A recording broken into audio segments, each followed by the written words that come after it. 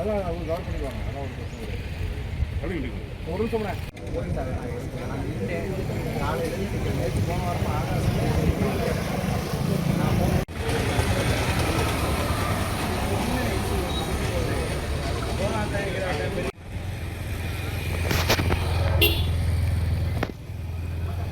தூக்கி எடுத்து கொடு.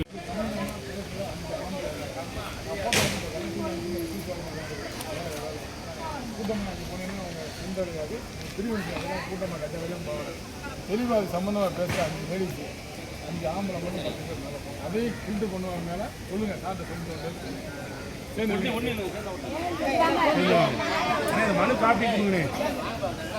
மனு காப்பி நீங்கள் எடுத்துருக்கீங்களா சார்? சரி சரி.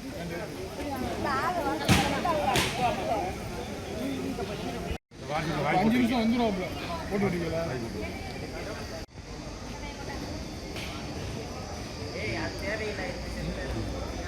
என்ன சொல்கிறாங்க அவங்க வந்து மிஸ்யூஸ் பண்ணுறாங்க.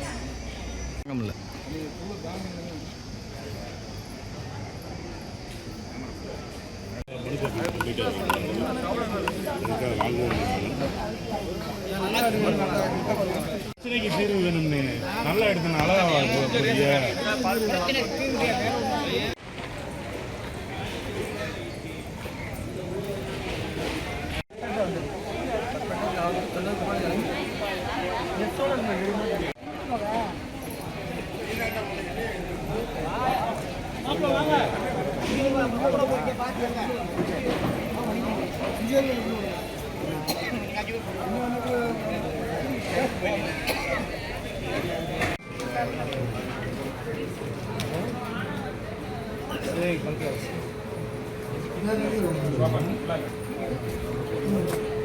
நாங்கள் செல்லப்பனேந்தல் சிவகங்கை மாவட்டம் திருப்புவனம் தாலுகா செல்லப்பனேந்தல் கிராமத்துலேருந்து கிராம பொதுமக்கள் சார்பாக நாங்கள் எல்லோரும் வந்திருக்கோம். எங்கள் ஊரில் வந்து முத்துச்சாமி அழகம்மாள்ன்றவங்க மையன் வந்து பிரபு பாண்டின்றவர். அவர் வந்து கல்யாணம் ஆகி ஒரு ஒரு பையன் இருக்கிறப்ப அவர் வந்து ஊரை விட்டு சில காரணங்களால பிரச்சனையாகி வெளியேறி போயிட்டார். திடீர்னு இப்போ ஒரு 3 வருஷத்துக்கு முன்னாடி ஊருக்குள்ளே வந்தார். வரையில் வந்து அவர் திருநங்கையாக மாறி வந்தார். நாங்கள் வந்து எங்கள் ஊருக்காரரு, அதனால் சரி அவர் மாறி வந்திருக்காருன்னு சொல்லிட்டு நாங்கள் ஏற்றுக்கிட்டோம். நாள் போக போக 2 பேர் வந்தாங்க, 4 பேர் வந்தாங்க, திடீர்னு 10 பேர், 15 பேர், 20 பேர்லாம் கணக்கில் எண்ண முடியாத அளவுக்கு திருநங்கைகள் வந்து எங்கள் ஊரில் வந்து தங்கியிருக்காங்க. அவங்களையும் நாங்கள் எதுவுமே சொல்ல கிடையாது.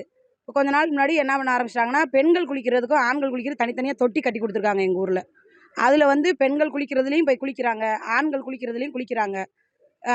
ஸ்கூல் போகிற பிள்ளைங்க, காலேஜ் படிக்கிற பிள்ளைங்களுக்கு வந்து அதை ஏற்றுக்கிற முடியலை. அவங்க வீட்டில் போய் சொல்ல, அவங்க பேரண்ட்ஸ் இது பண்ண, அவங்க சொந்தக்காரங்களை விட்டு எங்களை எல்லாரையும் வைய விட இப்படியுமா இருந்தாங்க.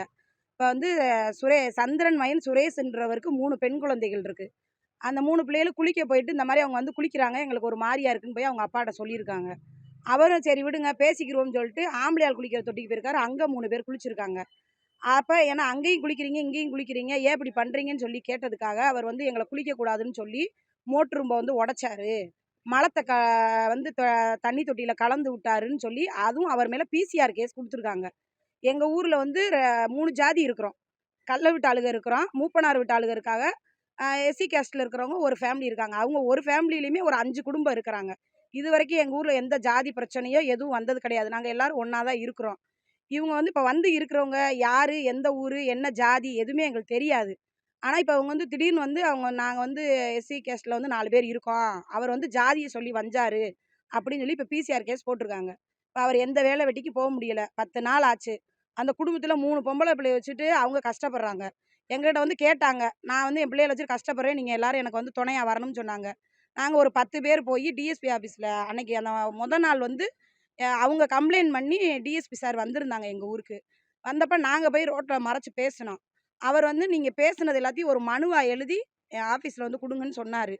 வியாழக்கிழமை காலையில் நாங்கள் ஆஃபீஸ் போனோம், மானாமதுரை டிஎஸ்பி சார் ஆஃபீஸ்க்கு. அவர் வந்து அங்கே கிடையாது. நாங்கள் மனுவை கொடுத்துட்டு நாங்கள் வந்துட்டோம்.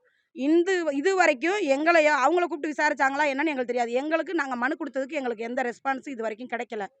சனிக்கிழமை காலையில் நாங்கள் இங்கே கலெக்டர் ஆஃபீஸ்க்கு வருவோம், மனு கொடுப்போம்னு சொல்லிட்டு எல்லோரும் கிளம்பி வந்தோம்.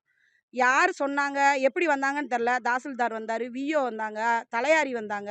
நீங்கள் போகாதீங்க, நாங்கள் பேசுகிறோம்னு சொன்னாங்க. திடீர்னு இப்போ போலீஸ் ஸ்டேஷன்லேருந்து ஆள் வந்தாங்க. உங்களுக்கு நாங்கள் திங்கக்கிழமைக்குள்ளே நாங்கள் விசாரித்து சொல்கிறோம், உங்களுக்கு பேசி முடிவு எடுக்கிறோம்னு சொன்னாங்க. இது வரைக்கும் எந்த இதுவும் எடுக்க கிடையாது. 2வது இப்போ நாங்கள் காலையில் கிளம்பி வரையில் எல்லாருமே வராங்க. டிஎஸ்பி சார் முதற்கொண்டு வர்றாங்க. நீங்கள் ஏன் கிளம்புறீங்க? நாங்கள் தான் பேசி முடிக்கிறோம்னு சொன்னோம்னு சொல்லி. இது வரைக்கும் எங்கள் இதுக்கு முடிக்கல. 2வது பசங்கள் வந்து பாதிக்கப்படுறாங்க. அவங்க வந்து இன்னரோட குளிக்கிறது, யாரும் இல்லைன்ற இடத்துல அவங்க ட்ரெஸ்ஸே இல்லாமல் நிர்வாணமாக குளிக்கிற மாதிரி வைக்கிற மாதிரிலாம் பண்ணுறாங்க. 2வது அவங்க கொடுத்த பெட்டிஷனில் வந்து இளைஞர்கள் வந்து எங்களை கேலி கிண்டல் பண்ணுறாங்கன்னு சொல்லியிருக்காங்க. நாங்கள் என்ன கேட்குறோன்னா, அவர் வந்து எங்கள் ஊர். அவர் இருந்துட்டு போட்டோம். நாங்கள் இருக்கக்கூடாதுன்னு சொல்லலை. மற்றவங்க வெளியூர்லேருந்து இங்கே வந்து இருக்காங்க. இப்போ நாங்கள் வந்து உங்களால் எங்களுக்கு பிரச்சனை வருதுன்னு சொல்லி நாங்கள் கேட்க போயில எங்களை பிசிஆர் கேஸ் கொடுக்குறாங்க. இன்றைக்கி அவரை கொடுத்து பிசிஆர் கேஸ் கொடுத்தவங்க நாளைக்கு எங்கள் பிள்ளைகளுக்கு கொடுக்க மாட்டாங்கன்றதுல என்ன இருக்குது? அதனால் எங்களுக்கு நாங்கள் வந்திருக்கோம். எங்களுக்கு இதுக்கான பதில் கேட்டு சொல்லணும். நாங்கள் இத்தனை நாள் வந்து அவங்க ஊரை விட்டு போகணும்னு நாங்கள் கேட்கல. இப்போ நான் இந்த ஒரு வாரமாக நாங்கள் கம்ப்ளைண்ட் கொடுக்குறோம்னு எங்களை தகாத வார்த்தைகளால் பேசுகிறாங்க. போகிறாங்க வேனோட கவுந்துரணுன்றாங்க. அவங்க பிள்ளையெல்லாம் இந்த மாதிரி ஆயிரணுன்றாங்க. மண்ணள்ளி தூத்துறாங்க. சாபம் விடுறாங்க. நிறைய சாபம் விடுறாங்க. அதனால் அரசுகிட்ட நாங்கள் கோரிக்கை வைக்கிறோம். அவங்க வந்து எங்கள் ஊரில் இருக்கக்கூடாது. அது தப்பான வார்த்தையா என்னன்னு எங்களுக்கு தெரியாது. அவர் இந்த ஊருக்கார் இந்த ஊரில் இருக்கட்டும். நாங்கள் இருக்க வேணாம்னு சொல்லலை. ஆனால் வெளியூர்லேருந்து வந்திருக்கவங்க அவங்கவுங்க ஊரில் போய் இருக்கட்டும். அப்போ அவங்க ஊர்லேயே அவங்கள ஏற்றுக்கிறாம இருக்கக்கூடாதுன்னு சொன்ன ஏதோ ஒரு காரணத்துக்காக தான் இங்கே வந்திருக்காங்க. அப்போ நாங்கள் வந்து ஏற்றுக்கணுன்றதுக்கு எங்களுக்கு ரூல்ஸ் போடுறாங்க. எல்லாருமே சொல்கிறாங்க அவங்கள நீங்கள் ஒன்றும் பண்ண முடியாது. இப்போ நாங்கள் கிளம்பி வரையில் கூட நீங்கள் எங்கே போய் என்ன பண்ண போகிறீங்க? எங்களை நீங்கள் என்ன பண்ணுறீங்க நாங்கள் பார்க்குறோம்ன்றாங்க. முதல்ல ஒருத்தவங்க சொல்கிறாங்க செல்லப்பிறந்தலை அடைய வைக்கணுன்றாங்க. செல்லப்பிறந்தலை 2 ஆக்கணுன்றாங்க. அதே மாதிரி எங்கள் ஊரில் அரசு அதிகாரிகள் நிறைய பேர் இருக்காங்க. அவங்க யாருமே இதில் வந்து தலையிடலை. ஆனால் அவங்களோட ஒய்ஃபு குழந்தைகள்லாம் அந்த மோட்ரு குளிக்க வர்றாங்க. போய் சொல்ல செய்கிறாங்க. நாங்கள் இந்த உத்தியோகத்தில் இருக்கிறனால நாங்கள் இந்த மாதிரி விஷயங்களில் நாங்கள் போகக்கூடாது. நீங்கள் போங்கன்னு அனுப்புகிறாங்க. அப்போ அவங்கள ஃபுல்லாக நான் வேலையை காலி பண்ணுறேன். போலீஸ்காரனை பூரா போலீஸ் வேலையை விட்டு தூக்குறேன் நான். எல்லாரும் என் காலில் வந்து விழுகணும் அப்படின்ற மாதிரிலாம் பேசுகிறாங்க. ஆனால் அவங்க பண்ணுறதுக்கு எங்ககிட்ட எந்த ஆதாரமும் கிடையாது.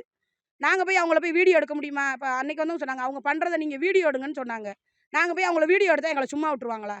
இப்போயே நாங்கள் கம்ப்ளைண்ட் பண்ண எல்லா இடத்துலையுமே எங்கிட்ட சொன்னது அவங்கள நீங்கள் ஒன்றும் செய்ய முடியாதுமா அப்படி தான் சொன்னாங்க. எங்களுக்கு யாரும் சப்போர்ட்டாக பேச கிடையாது.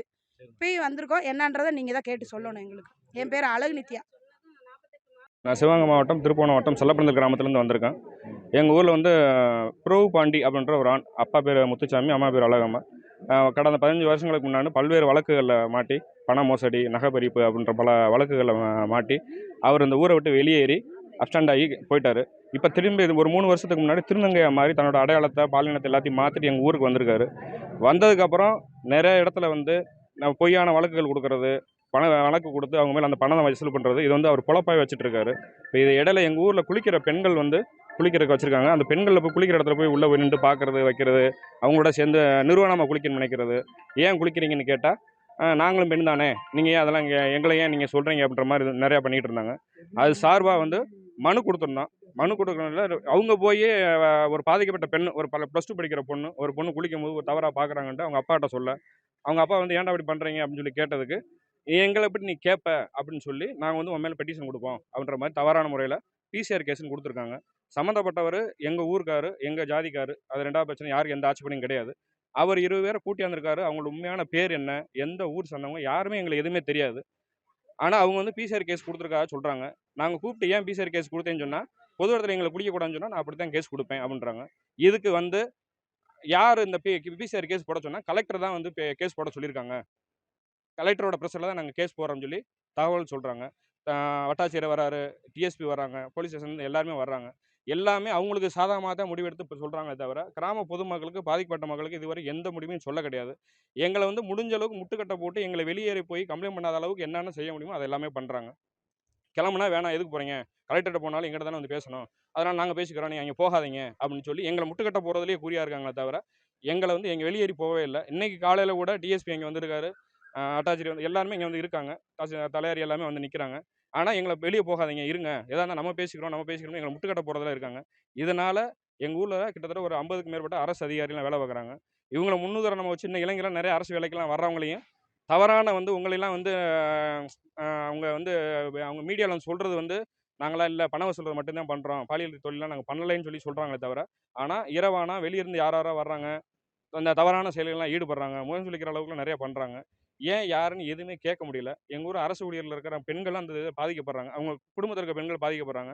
அவங்க கேட்டாலும் உங்கள் புருஷன் எல்லாருமே நாங்கள் வந்து வேலையை விட்டு காலி பண்ணி போடுவேன், வச்சு போடுவேன்ற ஊரை மிரட்டுறதுல குறியாக இருக்காங்க. அவங்க மேலே பல்வேறு வழக்குகள் இருக்குது. இப்போ கடந்த ஒரு சில மாதங்களுக்கு முன்பு திருச்சி 12ஆம் வகுப்பு மாணவி போக்சோவில் ஒரு பொண்ணை கெடுத்துட்டாங்கன்னு சொல்லியிருந்தாங்க. அதில் வந்து அவரோட டிரைவர் இவர் பேர் எல்லாமே அடிபட்டிருக்கு. அது கேஸில் இருந்துச்சு. அதில் வந்து இப்போ எப்படி மீட்டு வந்திருக்காரு என்னன்னு தெரியல.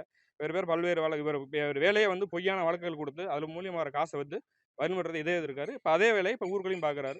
இவரால் எங்கள் ஊரில் வந்து நிம்மதி இழந்துகிட்டு இருக்கோம். மக்கள் நிறைய பிரச்சனை ஆகிட்டு இருக்கு. இந்த ஊரை மட்டும் காப்பாற்றி கொடுங்கன்றதாக கலெக்டர் வந்து கேட்குறோம். இப்போ இதில் எங்களுக்கு இன்னும் கடைசி ஒரு கேள்வி, எங்கள் ஊரில் இது வரைக்கும் சாதி சண்டையே கிடையாது. கலெக்டர் வந்து அப்படி ஒரு சூழ்நிலையை உருவாக்குறாருன்னு எங்கள் மக்கள்லாம் வந்து கேள்வி கேட்குறாங்க. இது வரைக்கும் இல்லாத ஊரில் கலெக்டர் மூலியமாக சாதி சண்டை வருதா அப்படின்ற மாதிரி கேள்வி கேட்குறாங்க. அதுக்கு வந்து கலெக்டர் ஐயா தான் மனு கொடுக்கணும். என் பேர் சதீஷ், நான் செல்லப்பண்ண கிராமத்தில் வரேன்.